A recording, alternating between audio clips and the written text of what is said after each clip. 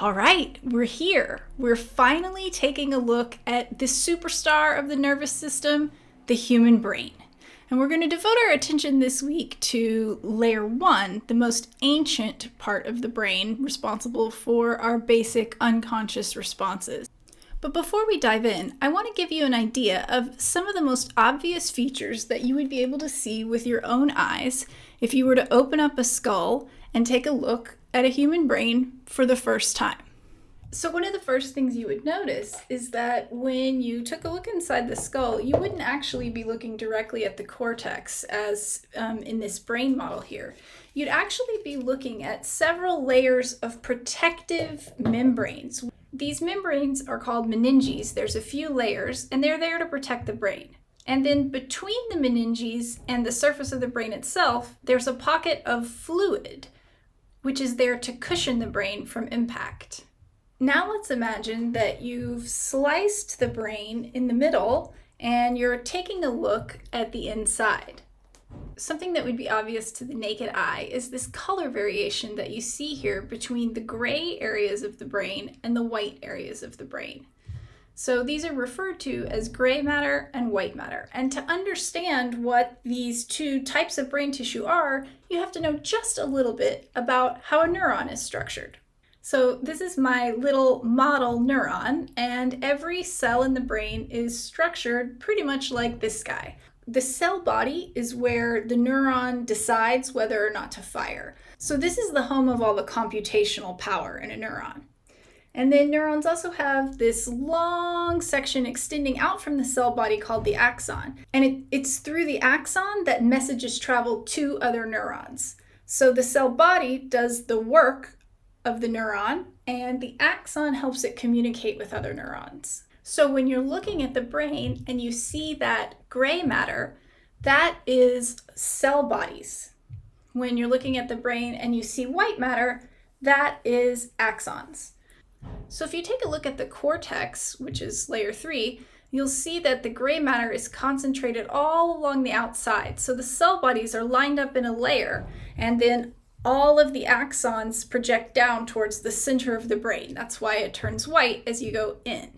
You'll find that layers 2 and 3 of the brain both share a similar structure, where cell bodies are clustered in layers, and then the axons are carrying information away from those cell bodies. If you take a look, though, at layer 1, where we're focusing today, you'll see that the gray and white matter regions aren't as distinct. And that's because layer 1, instead of being organized with distinct layers of cell bodies and axons, is organized similar to clusters of nuclei, as you would find in the head area of an insect. So the white matter and gray matter are all sort of mixed together into these little clusters of ganglia and nuclei, which is a simpler structure, and one reason that this area of the brain doesn't do quite as much complex function as layers 2 and 3. Another really obvious feature that you might have noticed looking at this image are these holes that appear here in the brain. Let's talk about what these holes are for. Those open spaces that you could see in that slice of the brain are the ventricles, which are large open cavities inside the brain where cerebrospinal fluid is flowing. So cerebrospinal fluid is a special liquid that, as you can see, is contained in these large ventricles inside the brain. It's also the liquid that forms the barrier between the meninges and the skull. So the cerebrospinal fluid does a couple really important functions in the brain. First of all, it protects the brain physically.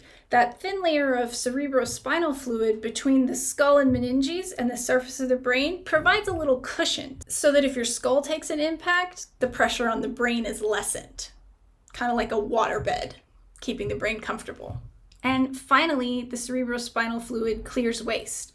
So in this image, you can see this sort of pumping action as the cerebrospinal fluid is flowing through the brain, a lot like how water flows through the inside of your dishwasher while the cycle is on cleaning the dishes.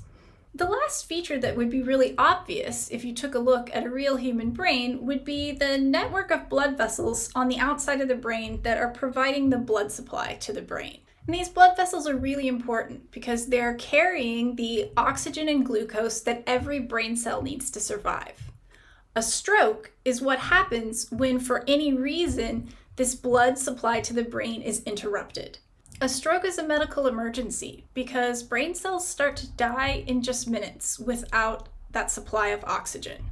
How damaging a stroke is to the individual who suffers it depends largely on where the stroke takes place. So we'll learn that because the brainstem does so many basic survival functions like regulating your heart rate and respiration, strokes in the brainstem are typically fatal. Strokes in some of the other areas in layers 2 or 3 can affect cognitive or emotional function, but the human being who suffers the stroke is likely to survive. So with that overview of the brain's surface features out of the way, let's dive into talking about layer 1 of the human brain. One of the most important ideas in class so far is this core concept that the brain evolved in 3 functional layers that each perform different functions and they interrelate and talk to each other. This week we're talking about the oldest layer of the human brain. Next week we'll talk about the limbic system. And after that, we'll discuss the cortex. All right, so let's jog your memory from the evolution lecture. Do you remember how long ago the brainstem evolved? If I called on you in class, what would you guess?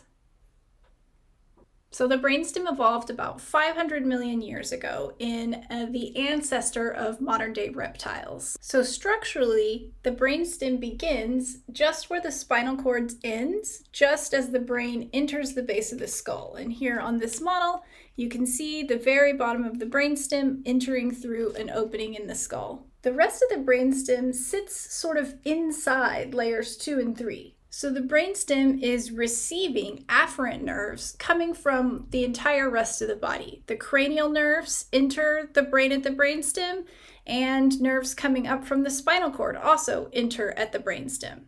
So what kind of information is carried on these afferent nerves? Do you remember? That's incoming sensory information. The brainstem also sends nerves out to the rest of the body. And what kind of information is carried on those efferent nerves? Do you remember? That would be motor commands to control movement in the rest of the body. Because the brainstem is the most ancient part of the brain to evolve, all of the processing it manages happens below the level of our conscious awareness. So for instance, when your brainstem is controlling things like your heart rate and breathing, that's not something that you have to think about consciously. It's happening automatically.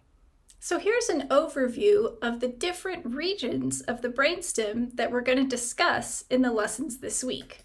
We're going to start off in the second part of this lesson discussing the hindbrain and midbrain, these structures that sit right on top of the spinal cord and handle some of the basic functions that keep you alive. In the next lesson, we'll talk about the mysterious and interesting cerebellum, which has too many functions to summarize, but I suppose if I was to say its main job, it would be coordinating movement.